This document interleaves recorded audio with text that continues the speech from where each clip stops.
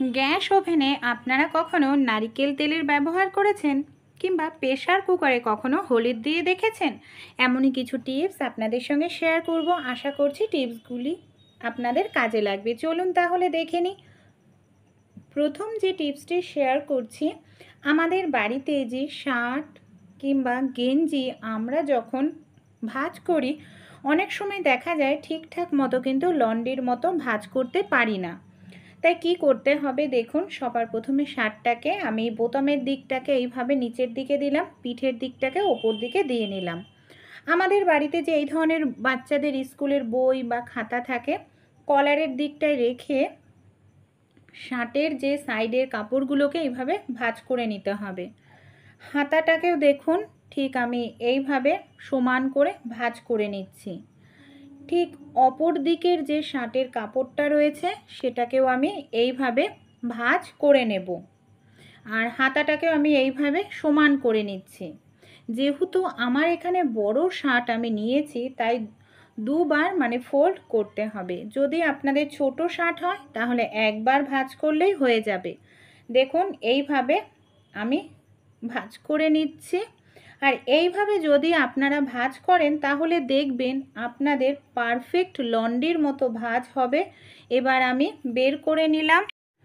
এইভাবে কিন্তু আপনারাও খুব কম সময়ের মধ্যে বাড়িতেই জামা কাপড় শার্ট গেঞ্জি ভাঁজ করে নিতে পারবেন। পরের যে টিপসটি শেয়ার করব, বর্ষাকালে অনেক সময় 2-3 দিন ধরে বৃষ্টি হলে জামা কাপড় শুকাতে না অনেকটা সময় লাগে, একদিনে শুকায় না। আর জামা কাপড় 2-3 দিন ধরে শুকালে জামা কাপড় থেকে বাজে একটি গন্ধ বের হতে থাকে। তাই এই বাজে গন্ধটা কিভাবে আমরা দূর করতে পারি? শার্ট হোক, গেঞ্জি হোক বা যে কোনো জামা কাপড়ই হোক, আপনারা সবার প্রথমে এইভাবে উল্টো করে নেবেন। তারপর আপনারা একটু পাউডার দিয়ে দেবেন। পাউডারটাকে হাত দিয়ে খুব ভালো করে এইভাবে একটু ডলে দিতে হবে। আপনাদের বাড়িতে যে কোনো পাউডার আছে সেই পাউডার দিয়ে দেবেন। এর ফলে কি হবে, পাউডারের কারণে জামা কাপড় থেকে যে 2-3 দিন শুকালে একটি বাজে গন্ধ বের হয়, সেই গন্ধটা কিন্তু দূর হয়ে যাবে। আর তারপর আপনারা সোজা করে নেবেন, জামা কাপড়ের পাউডারটাও কিন্তু বোঝা যাবে না। ভালো লাগলে অ্যাপ্লাই করে আপনারাও দেখবেন। পরের যে টিপসটি শেয়ার করব, আমরা বাজার থেকে যখন কলা কিনে নিয়ে আসি, অনেকেই কি করি, পলিথিনের মধ্যে কলাগুলোকে রেখে দিই। পলিথিনের মধ্যে কলাগুলো রেখে দিলে বেশি দিন কিন্তু কলাগুলো ভালো থাকে না। খুব অল্প দিনেই কলাগুলো আমাদের কালো হয়ে যায়। অনেক সময় খোলা রাখলে যাদের বাড়িতে ইঁদুরের উৎপাত বেশি, দেখা যায় ইঁদুর কলাগুলোকে নষ্ট করে দেয়। তাই যে পলিথিনটা কলার সঙ্গেই আসে, সেই পলিথিনটাকে কি করব, কলার যে ফানাটা রয়েছে কলার ফানার মধ্যে এইভাবে ঢুকিয়ে গেট দিয়ে নেব। দেখুন ঠিক এইভাবে, আর কলার ফানাটাকে এইভাবে পলিথিন দিয়ে মুড়ে দেব যাতে এটায় হাওয়া বাতাস না লাগে। এবার আমরা কলাটাকে যদি যে কোনো জায়গায় এইভাবে ঝুলিয়ে রাখি, কলাটার মধ্যে হাওয়া বাতাস লাগবে। এর ফলে কলাটার খোসাটা কালো হবে না, নষ্ট হয়ে পচবে না। আর এইভাবে দেয়ালে ঝুলিয়ে রাখলে ইঁদুররাও কিন্তু দেয়াল বেয়ে উঠে কলা খেতে পারবে না, নষ্ট করতে পারবে না। অ্যাপ্লাই করে আপনারাও দেখতে পারেন। পরের যে টিপসটি শেয়ার করব, আমাদের বাড়িতে যে এই ধরনের তেলের বোতলগুলো থাকে না, যখন আমরা রান্নার জন্য তেল ঢালি বোতলের গা বেয়ে তেল পড়ে যায়। বোতলটা তো তেল চিপচিপে হয়ই, যেখানে রাখি সেই জায়গাটাও তেল তেলে হয়ে যায়। তাই আমাদের প্রত্যেকের বাড়িতেই যে এই ধরনের রাবার ব্যান্ডগুলো থাকে, এখানে দেখুন আমি রাবার ব্যান্ড নিয়ে নিচ্ছি। এইভাবে পরিয়ে নিলে যে 1 ফোঁটা 2 ফোঁটা তেল গায়ে পড়বে সেটা রাবার ব্যান্ড অ্যাবজর্ব করে নেবে, বোতলটাও তেল চিপচিপে হবে না, জায়গাটাও পরিষ্কার থাকবে। আমাদের বাড়িতে এরকম ধরনের অনেক পুরনো গেঞ্জি থাকে বা ছিঁড়ে যায়, সেরকম গেঞ্জি দেখুন একটি নিয়ে নিয়েছি, গেঞ্জিটাকে উল্টো করে নিলাম। এবার কি করব, এখানে আমি কাটছি না গলার অংশটা, আপনারা চাইলে গলার অংশটা কেটে সেলাই করে নিতে পারেন। আমি গলার অংশটা এইভাবে ধরে নিয়ে একটি গার্ডারের সাহায্যে খুব ভালো করে টাইট করে দেখুন এইভাবে আটকে নিচ্ছি। এবার কি করব, এই গেঞ্জিটাকে আমাদের সোজা করে নিতে হবে। এইভাবে আমরা প্রত্যেকেই মশলা করার জন্য মিক্সার মেশিন ব্যবহার করি।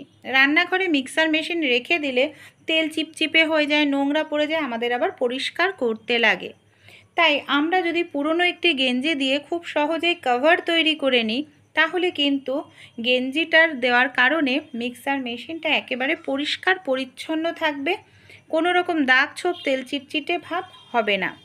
দেখুন কত সুন্দর ঢাকা হয়ে গেছে, সেলাই বা কাটিং করার প্রয়োজন পড়লো না। যখন আপনাদের প্রয়োজন তখন খুব সহজে এটাকে খুলে নিয়ে ইউজ করতে পারবেন।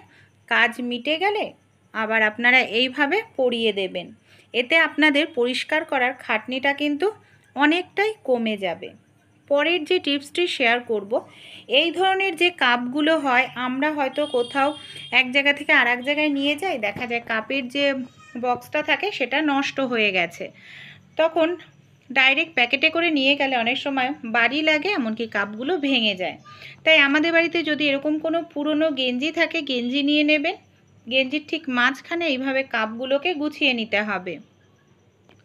কাপের হ্যান্ডেলগুলোকে মানে একটা কাপের মধ্যে ঢুকিয়ে দিতে হবে, তারপর গেঞ্জিটাকে এইভাবে সাইড দিয়ে গুটিয়ে এইভাবে ফোল্ড করতে হবে। এতে কি হবে, গেঞ্জিটার অনেকগুলো লেয়ার পড়ে যাবে, যার কারণে গেঞ্জিটা মানে কাপগুলোতে টোকা লাগলেও কাপগুলো ভাঙবে না। আর এইভাবে যদি আপনারা বাড়িতেও রেখে দেন, দেখবেন আপনাদের কাপগুলো থাকবে পরিষ্কার পরিচ্ছন্ন। পরের যে টিপসটি শেয়ার করব, একটি পাত্রের মধ্যে জল নিয়ে নিয়েছি, জলের মধ্যে কিছুটা হলুদ দিয়ে দিলাম আর দিয়ে দিচ্ছি কিছুটা নুন আর হলুদ দিয়ে খুব ভালো করে এইভাবে মিশিয়ে নেব। এটাকে কি কাজে বন্ধুরা আমরা ব্যবহার করব এই নুন হলুদের জলটাকে, চলুন তাহলে দেখে নিই। আমরা বাজার থেকে যখন টমেটো কিনে আনি, অনেক সময় দেখা যায় ঘরে আনার পর 1 থেকে 2 দিন পরে ফ্রিজে রাখলেও নরম হয়ে যায়, পচতে শুরু করে। আর টমেটোর দামটা অনেকটাই বেশি, তাই এই ধরনের টমেটোগুলোকে আমরা যদি নুন হলুদের জলের মধ্যে ডুবিয়ে 10 মিনিট মতো রেখে দিতে পারি, তাহলে দেখা যাবে নুন হলুদের কারণে টমেটোটা না শক্ত হয়ে যাবে, যার কারণে আপনারা ফ্রিজের মধ্যে 15 দিন যদি রেখে দেন, তাও আপনাদের টমেটোগুলো নরম হবে না, পচবে না। অবশ্যই যে কাজটি করতে হবে, টমেটোর মধ্যে যে জলটা রয়েছে না, সেই জলটাকে কিন্তু আপনারা ঝরিয়ে নিয়ে তারপর ফ্রিজে রাখবেন। চলুন পরের টিপসটি দেখে নিই। এই নুন হলুদের জলটাও ফেলবেন না বন্ধুরা। আমাদের বাড়িতে যে সিঙ্ক বেসিন থাকে না, বর্ষাকালে পোকামাকড় আসতে থাকে, কেঁচো আরশোলা আসতে থাকে, এমনকি ব্যাকটেরিয়া জীবাণু থাকে।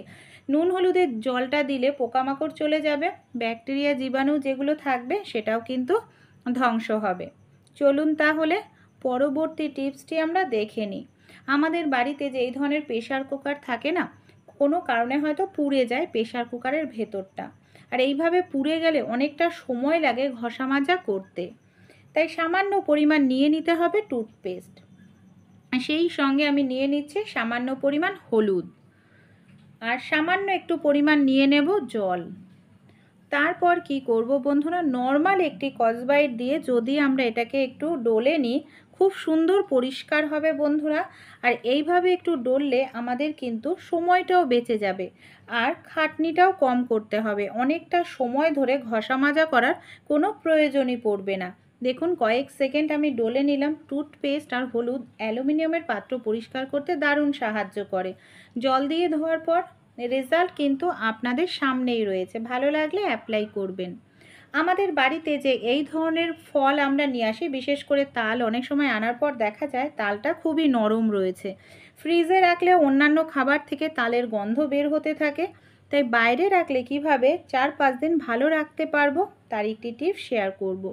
এখানে আমাদের নিয়ে নিতে লাগবে বন্ধুরা চুন, যে চুন আমরা পানের সঙ্গে খেয়ে থাকি, সেই চুন আমি এখানে নিয়ে নিচ্ছি সামান্য পরিমাণ, দেখুন। আর তালের যে বোটার অংশটা রয়েছে, বোটার অংশে এইভাবে চুনটাকে খুব ভালো করে আমি দেখুন লাগিয়ে দিচ্ছি। এইভাবে বোটার অংশে চুন লাগিয়ে রাখলে ফ্রিজে রাখার প্রয়োজন পড়বে না। আপনারা 5 থেকে 6 দিন ফ্রিজের বাইরেই পাকা তাল রেখে দেবেন, তালটা কিন্তু আপনাদের নষ্ট হবে না। পরের যে টিপসটি শেয়ার করব, এই ধরনের নতুন জুতোগুলো যখন আমরা পরি, অনেক সময় দেখা যায় মানে গোড়ালির দিকটায় ফোসকা পড়ে যায়, এমনকি কেটে যায়, জুতোটা পরতে খুবই কষ্ট হয়। তাই আমাদের বাড়িতে যে স্যানিটারি প্যাড থাকে, সামান্য পরিমাণ একটু প্যাডের অংশ কেটে পেছনের দিকটায় জুতোর যদি এইভাবে আমরা লাগিয়ে নিতে পারি, তাহলে কিন্তু খুব সহজেই নতুন জুতো পরলেও আমাদের ফোসকা পড়বে না, এমনকি ব্যথাও হবে না। পরের যে টিপসটি শেয়ার করব, আমাদের প্রত্যেকের রান্না করার জন্যই যে গ্যাসের বার্নার ওভেন আমরা ব্যবহার করি, অনেক সময় দেখা যায় ছিদ্রগুলো বন্ধ হয়ে যায়, আগুনটা ঠিকঠাক মতো বের হতে পারে না। এই আগুন যদি বের হতে না পারে সেক্ষেত্রে কিন্তু গ্যাসের অপচয় হয়। তাই একটি কাজ করতে পারেন, যাতে আপনাদের গ্যাসের অপচয়টাও হবে না, এমনকি ছিদ্রগুলোও খোলা থাকবে, আর গ্যাসের বার্নারটাও পরিষ্কার হবে। এখানে দেখুন আমি একটি পাত্রের মধ্যে নিয়ে নিয়েছি হালকা উষ্ণ গরম জল। গরম জলের মধ্যে 1 চামচ বেকিং সোডা দিয়ে দিলাম, সামান্য ডিটারজেন্ট পাউডার দিয়ে 10 মিনিটের জন্য এটাকে আমি ভিজিয়ে এইভাবে রেখে দিচ্ছি। এবার আমি কি করব বন্ধুরা, নর্মাল একটি স্কচব্রাইট দিয়ে 10 মিনিট পর আমি এইভাবে একটু ডলে নিচ্ছি। দেখুন এইভাবে ডলে নিলেই যে নোংরাটা লেগে থাকে সেটা খুব সহজেই উঠে যাবে বন্ধুরা। তারপর আমাদের যদিও ছিদ্র বন্ধ থাকে, একটি কাজ করতে হবে, নিয়ে নিতে হবে টুথপিক দিয়ে যদি এইভাবে আমরা ছিদ্রগুলোতে একটু খুঁচিয়ে দিই, কোনো নোংরা যদি জমে থাকে তাহলে কিন্তু খুব সহজেই সেই নোংরাটা বের হয়ে যাবে। দেখুন এইভাবে করতে হবে। তারপর আমি নর্মাল জল দিয়ে আপনাদের ধুয়ে দেখাচ্ছি। নর্মাল জল দিয়ে ধোয়ার পর এইভাবেই গ্যাসে আপনারা ধরাবেন না, তাহলে ধরতে অনেক সময় লাগবে, আর জল থাকলে গ্যাসের বার্নারটা জং ধরে খুব তাড়াতাড়ি নষ্ট হয়ে যাবে। মোছার পর আমি এখানে তুলোতে সামান্য পরিমাণ নিয়ে নেব নারিকেল তেল। নারিকেল তেলটা গ্যাসের বার্নারের খুব ভালো করে লাগিয়ে দেব। এতে কি হবে, গ্যাসের বার্নার বছরের পর বছর ইউজ করতে পারবেন, জং ধরবে না। তারপর আমি আপনাদের বার্নারটাকে সেট করে দেখাচ্ছি। এই ছোট্ট টিপসটি অ্যাপ্লাই করতে পারেন বন্ধুরা, এতে দেখবেন আপনাদের গ্যাসের খরচাটাও কম হবে, গ্যাসের আগুনটাও লাল হবে না।